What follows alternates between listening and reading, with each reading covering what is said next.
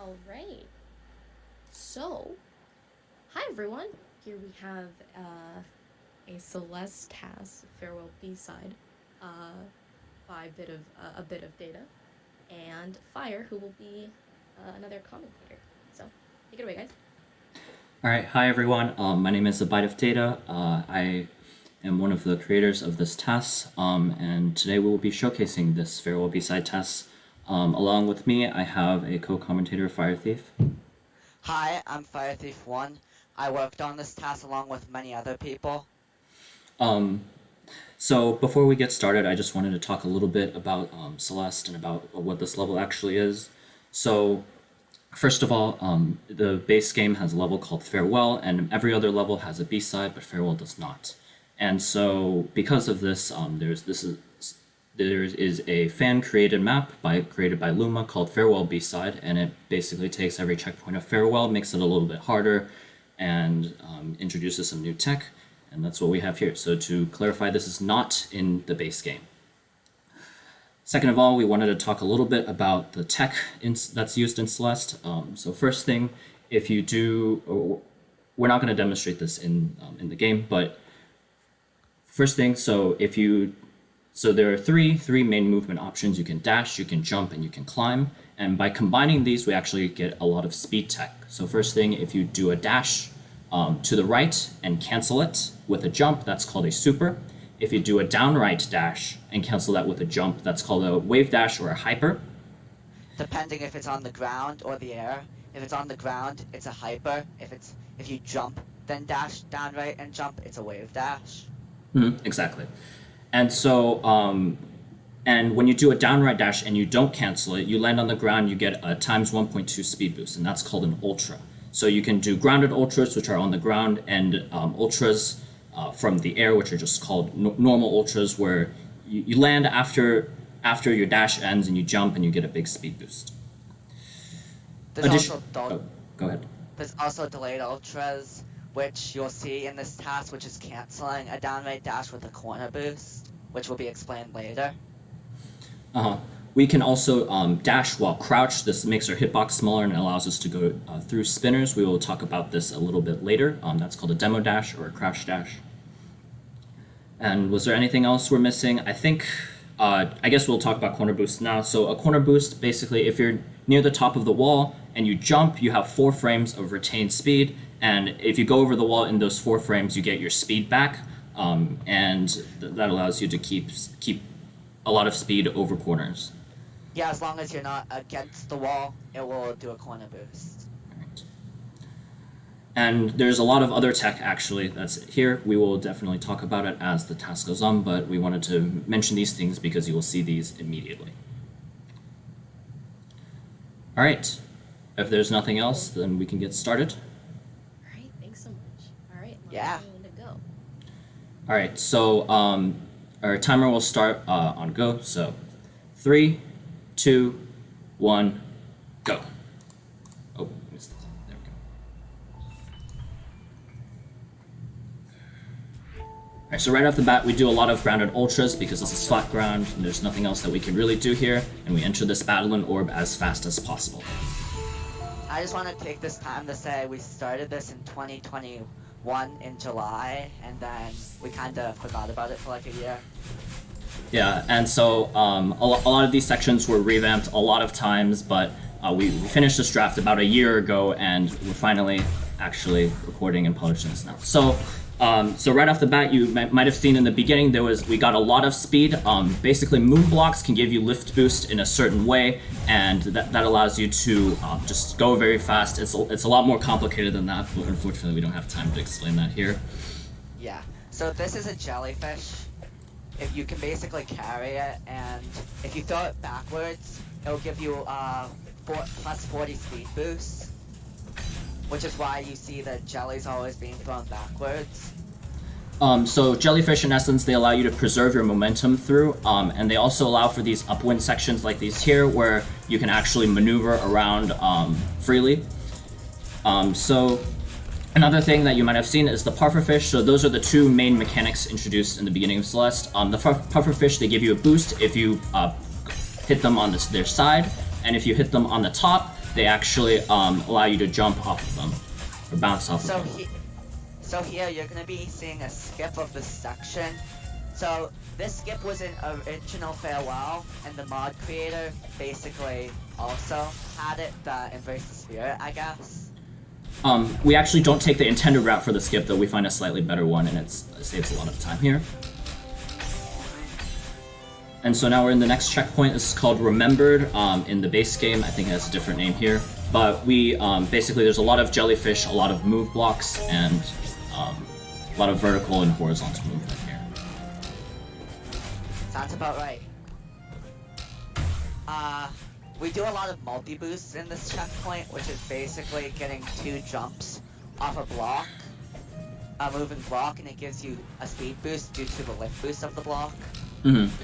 And what you just saw there was actually we take the jelly under a gate there, and the death barrier is actually a little lower, so it doesn't kill us, and we get we abuse some shenanigans with the jump timer to allow us to go back up and not die.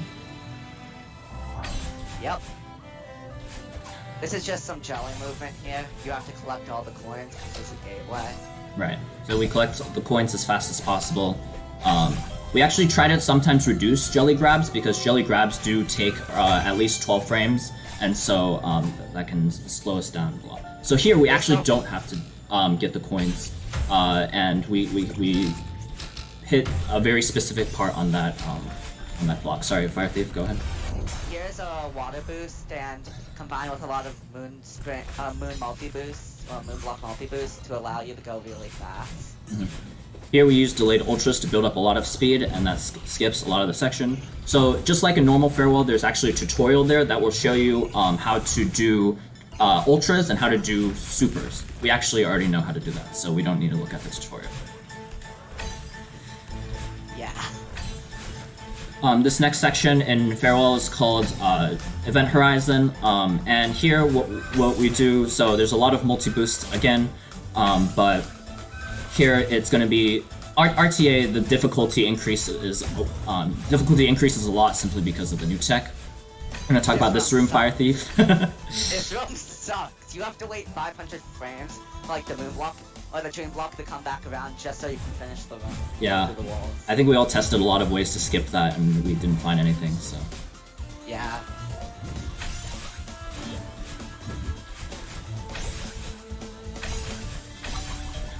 Alright, so coming up here, we see some core blocks, which are a little bit finicky, but they basically allow you to do big jumps, get a lot of speed there. Oh, actually, right there. So we actually skip the coins in that room, and that allows us to save a lot of time, and we basically get a very specific upright dash into here. Oh, you want to talk about this room as well? This room, there's also no way to skip it. It's basically an like a parody for Comb Room in Farewell, one of the most infamous rooms. And this room also sucks because you have to wait so long for this block. We can actually cheese it a little bit by keeping a dash on that block through a very specific duck jump, and that allows us to do it a little faster. All right. So here is demo room.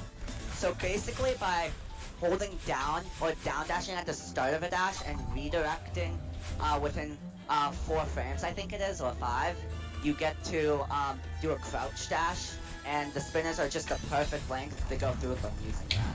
And you actually don't have to do that anymore. You can just kind of bind it, so it's a little easier. But yeah, there's a specific demo room in Farewell, and this level is very similar to Farewell in the spirit. So here we have wind. Wind allows us to interact with some entities in strange ways. We can basically jump off of spikes if the spikes blow us into the wind. And sometimes we also gain our dash back as well. So you might have seen some curious movement back there. So we can do back the same in that here. last room, there was Bino storage, I'm pretty sure, where it allows you to cancel a dash or a state between room transitions by I don't really know what to say. But It's kind of you're canceling, you're using a Bino and canceling it the very next frame. And you actually do see it here as well. We do a Bino storage here so that we can actually cancel the Battle and Orb launch into the next room, which saves the full cycle, and you'll see that coming up here. Like 100, 200 frames? Yeah, it's like 150 frames. So normally Battling would shoot you onto here. So this is Stubbornness. These use the cassette blocks present in the cassette rooms as a cycle, and you have to maneuver through these very carefully. So one of the things we do to save time here is dash as long as possible, because dashing advances the music, quote unquote. There's not really music here, but it saves 3 frames every time you dash. So we're trying to dash as much as we can. Also, I don't know if it's too present in this, but if you like jump right when it on a cassette block, right when it appears like the frame, you can get lift boost in a Yep, right there. jump. Yeah, and so yeah. Sorry, go ahead. Oh, I was just gonna say that was called the cassette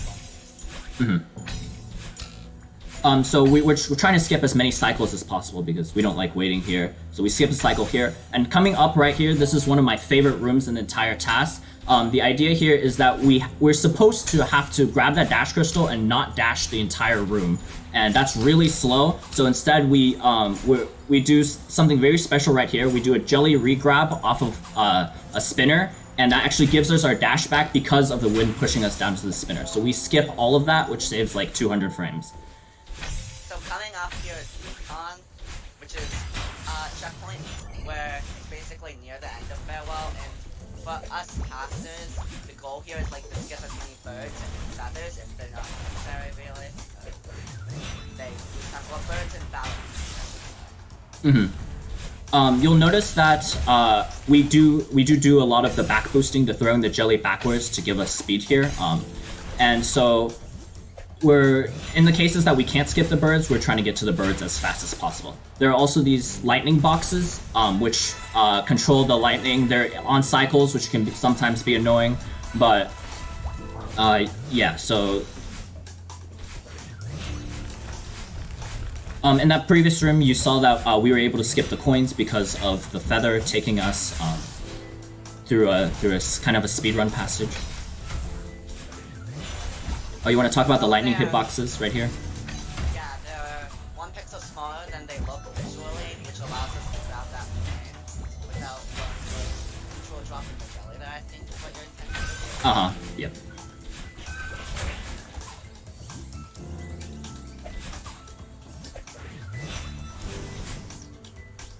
So, soon, not quite yet, we're gonna reach the last room in Farewell, which is this checkpoint, which is like a really long gauntlet, basically, I can basically say. I think we're still a bit away from there. Yeah. Yeah. So we actually do a lot of skips here in these rooms. You're supposed to like wait for the blocks to move back. Again, we really don't like waiting, so we try to find ways around that as much as possible. In this room, you juggle, well, you're meant to juggle 2 jellyfish. Yeah. Skip it with a demo dash, and then the bird moves actually downright dash into it super fast. I remember, didn't we mess around with the multi-boost there when we just died? Yeah, it was the bird kind of like there's some weird shenanigans with the bird which puts you too low. Here we actually get a lot of speed because the wind pushes us forward and we do a lot of ultras there. Unfortunately, we cannot skip this orb.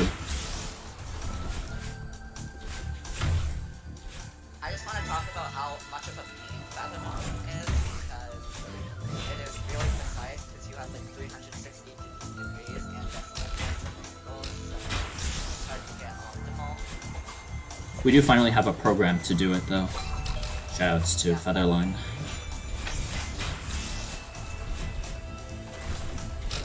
This room is kind of cool. You wait for the jelly to get all the way there, and then you grab it with the bird, which is definitely not intended. Yeah.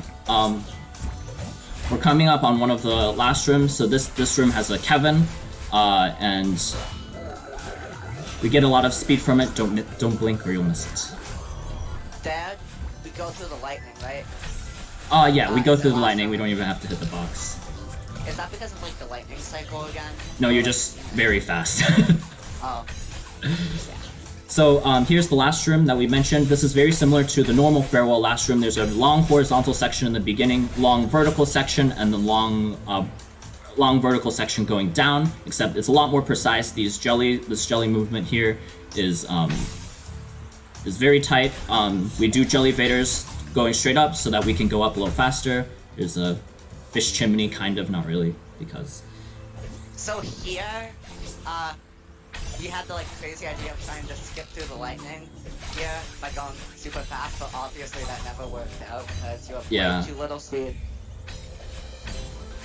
And right here, you just optimize the downwind movement as much as possible, fast fall. And we are coming up on time. It's just this final section.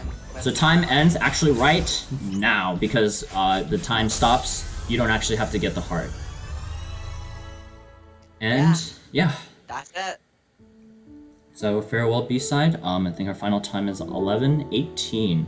And so... 0.844. Yes, so we wanted to make a final note. This was actually about 1 minute and 20 seconds faster than our first draft. And shout outs to Vamp and Calvin for that. They worked a significant amount to save that much time. They actually destroyed so many checkpoints. And so, oh, there's the video ending. So I want to shout out the credits list to everyone that worked on it. abiteofdata, myself, Cake, Calvin, Creepy Cat, Fire Thief, Curbs, Vamp, and Zap, which is everyone that worked on this task. Thank you. Thank you. All right. That was awesome, guys. Thanks so much.